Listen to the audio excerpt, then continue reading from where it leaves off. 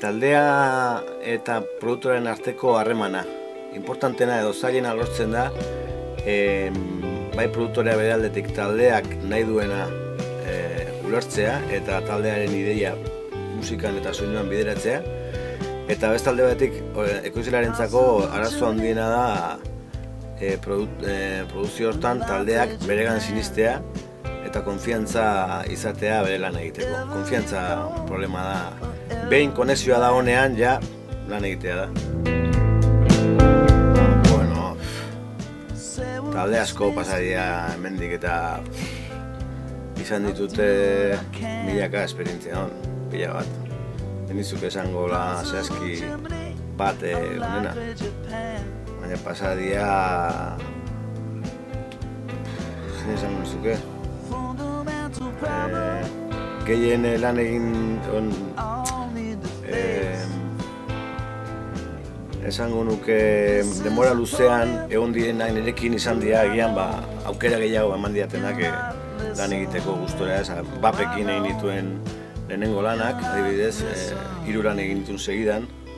Bidazteanekin ere bai egin dituen lanak segidan. Berri txarrakekin 2 diska segidan egin dituen. Nego Gorriakekin noski egin dituen 5 diska.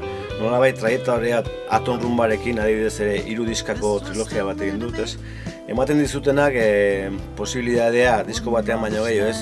Bizpahiru diskatan lan egiteko hor lortzen duzu konexioa asko hobeto, ez? Bentsat, osotasun batean. Bueno, ez dira garaionak dirua egiteko edozein negoziotan. Orain egin behar dena da doblea lan egin erdia irabazteko, baina lana eta gure ofizioa nola ilusiozko gauza badan, gustora hartzen dugun gauza bat, bueno, lana badago, taldeak badaude, musika badago, eta gu hemen ondo bizigia. Bueno, nola esaten da, saudade edo nostalgia pixka batekin, batez ere gaztean itzalako orduan. Ondo, batez ere bizitza esperientzia, bueno, ezinbestekoa izan da nire bizitzan, ez? Gune gogorearekin ireki zitzaizkidan, edo, bueno, ireki genitun munduko ateak nolabait, eta munduari bire eman genion, eta hainbat lagun eta kontakto eta bizi osorako esperientzia, eta oraindik ere mantentzen ditugun lagun artekoak, ez? Izan ditugu, eta musikak ere bai, nolabait ere laboratori bat izan zen niretzako, nire produktore ibilbidea eta nolabait nire nik buruan neukana albideratzeko, eta bueno, izugarrizko aukera izan zen, ez? Niretzako baita ere trampolin baten moduko izan zen. Ez bakarrik lanean profesionalki baizik, personalki nire nortasuna eta nire bizitzan ez esperientzia zen. Bueno, ikasi gauza asko, baina nahiko estetikoa naiz alde horretatik eta oso autokritikoa, Ni beti izan dut nire bizitzan maxima pare bat, ez? Eredu jakin batean edo metodo batean inoiz ez gelditzea, ez? Saiatzea beti aldatu, berritu eta talde bakoitzarekin zerotik hastea, ez? Nolabait ez gelditzeko behin postutako zea batekin, ez? Metodo batekin. Hortan ez gelditzea da niretzako sakratua. Gure bizitzan sorketa lanean ere zoze berria sentitzeko talde bat grabatzen dugun bakoitzean, ez? Eta gero, diferentzia handiena, onera behintzat da, bueno, ni ja garai honetan nire esperientziarekin, bueno, eta autokritikaren bidez asko ikasi dudala, edo, bueno, nolabait heldutasun puntu bat hartu dudala, filosofia aldetik, talde gazteekin eta gaurkoekin lan egiteko, eta nire honekin ere, bueno, gustago sentitzeko lehen dela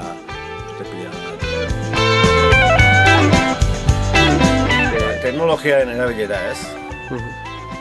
Bueno, nik beti erlatibizatu dut teknologiaren erabilera edizioan eta orain dauden posible guzti horiengan, ez? Musika berez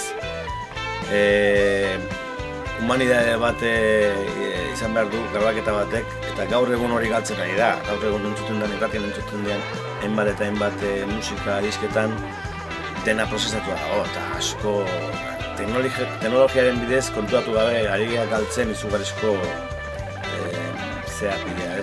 musikalidade pila gure grabaketetan, eta eskandaloa da nola kuadrikulatzen dan eta kuantizatzen dan produzio guzia, musika guzia, bateriatik hasita, instrumentu produzio guztietan. Ez niretzako hori da sakrilegi bat, eta gaur egun penagarria da noaino izte. Imperfezioa berez birtute bat da, eta hori errebindikatu bat nuke, eta ez musikari batek gauza bat pixkate beste baten gandik diferente egiten duenean, hori konpontzea gizatasunaren eta musikariaren zentzu bera hortxe dago, ez? Horregatik nahi gustatzen zaizkit, hori denak batera musikoak hartu aldanean, eta denak batera jotzea eta sentimendu horrekin eta imperfezio horrekin naturaltasun hori lortzea, ez? Eta hori tamalez gaur egun galtzen ari da ere bat. 80% produzioetan gaur egun hori junda. Netzako hori, denuntziatu beharreko gauza da. Gu gure estudian, orantxe bertan, bezero eredua edo musikari soilarena da. Diskatxeek ez dute presentaba gehiago pagatzen diskari kalidade emateagatik, beren zait.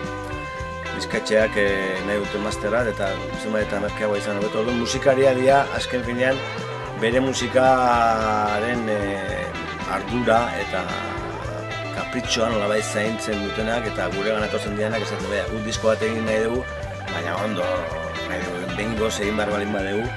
Eta gau saiatzen gara, mimoz hori ematen, ez?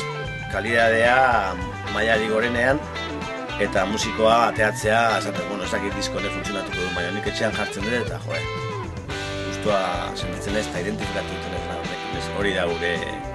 Eta uste dugu hori ez da gain erreza, eta gu hortan espezializatu geha, porque orain estudio asko daude, baina egia esan azken urte pare honetan ere izan ditugu kaso pila bat, beste estudio batzututatik etorri zaizkigun musikoak, egindako txapuza konpontzea, eta eske hauan egin genuen, baina ez dakiz zer, eta orduan nik uste, eta musikoek ere, behin baino gehiotan pentsatu beharko luketela askotan, informatu, ez?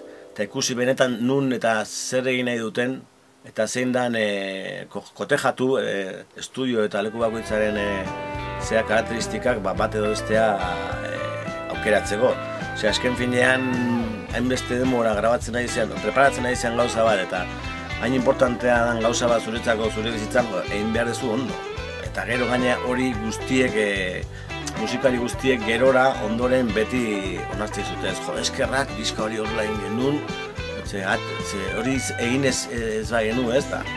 Hori da gure. Hori da milioiaren sekretua, horrek ez dago formularik. Formula bat egun balitz, henek ere baino. Taldeak egin behar duna da, berak aldala ideia bat, konzeptu bat, landu, sortu, ahalik eta personarena eta diferentena, eta postu egin.